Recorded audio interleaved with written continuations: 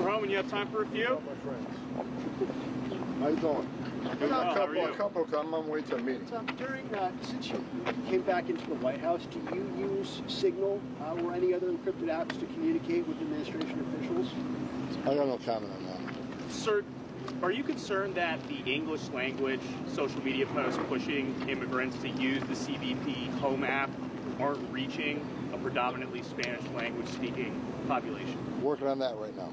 What do you mean you're working on it? You're going to see more Spanish language notices going out. Okay. At the rate you're going, what do you think your deportation target number is going to be for the year? I have no idea. It depends what kind of money we have. We need Congress to fund this mandate for the American people, because with more money we can do more. We need to buy more beds. We need more airplane flights. We need more officers on the ground. We need more contracts with companies that can do a lot of work that doesn't require a badge and gun. So the more money we have from Congress, the more successful we'll be on the ground. What's your estimate on how many people have been self-deported so far? Actually, hopefully we'll have that number by Friday. We asked for that number yesterday. I'm waiting on it. I can tell you, I looked at the numbers this morning. As far as interior arrests, we're at about 44,000, just shy of 44,000 arrests in the interior, which are by far more than the Biden administration did in the interior. And let me address one thing. I keep reading this. We're deporting less people than Joe Biden. Let's remember, Joe Biden was counting Border Patrol removals on the border, where millions of people are coming across. You can't compare our removal numbers to them. First of all, he was fudging numbers, adding border removals to ICE removals. And second of all, you got millions of people crossing the border, and Border Patrol were bouncing some of them back. We secure the border. We're down border crossing 96%, so we don't have millions of people coming across the border. To compare our removal numbers to his is just ridiculous. We could remove 100% of our people, and he can remove 10% of his people. The number's still going to be higher because we're talking about millions of people coming across. The question that people should be asking, how many did the Trump administration release compared to the Biden administration? We're at about 0, and they're at millions. So that's the difference. And so I'm reading the story about deportation numbers are lower than Biden. It's fake news. It's not comparing apples to apples. Compare the interior enforcement arrests, interior enforcement removals to the last administration. There we see the real difference. Do you expect IRS to begin sharing data on potential, undocumented migrants in this country? Well, I'll tell you this: illegal aliens use American Social Security numbers. Together with identity theft, we're looking to protect Social Security. We're looking out to protect United States citizens' identity and their benefits with Social Security. I've done this for a long time. Illegal aliens many times use Social Security numbers, U.S. citizens. It causes a lot of problems. Just not identity theft. Even my own family. One of my closest relatives had his ID stolen, his Social Security number stolen. So we're going to look out for the American people. We're going to protect Social Security. But do you expect them to share? Do you expect IRS to share? I hope so. I think again, to protect American citizens, their Social Security benefits, protect their identity from being stolen. That's one way we can do it. What would you say to families of some of the individuals deported who say that they do not have affiliations to gangs, to TDA? Are you going to provide more details about? Look, I'm not aware. I didn't drill into every one on that plane. We left it up to ICE. The highest officials at ICE have said that they are confident that every one of the men's and women's on those planes remember TDA. And everybody's, how do you know? Look, a lot of this stuff is law enforcement sensitive. I'm not going to share a lot of this stuff with you because we certainly don't want to show how we do our inside work, because that's going to just help the criminals out there once they read it.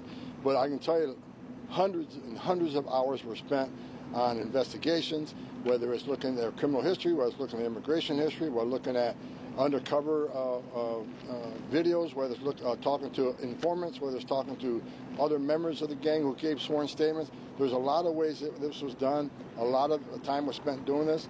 Again, and I got assurances from the highest levels of ICE that this was done right, and everybody in that plane, Venezuelans were TDAs. And I got to remember, first of all, let's remember one thing. First of all, everyone on that plane was an illegal alien in the country illegally. Number two, many in that plane were removed with Title 8. They already had to remove from an immigration judge.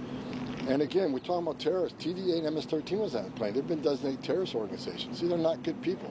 So I trust the men and women at ICE that they did the right thing, and I stand by it.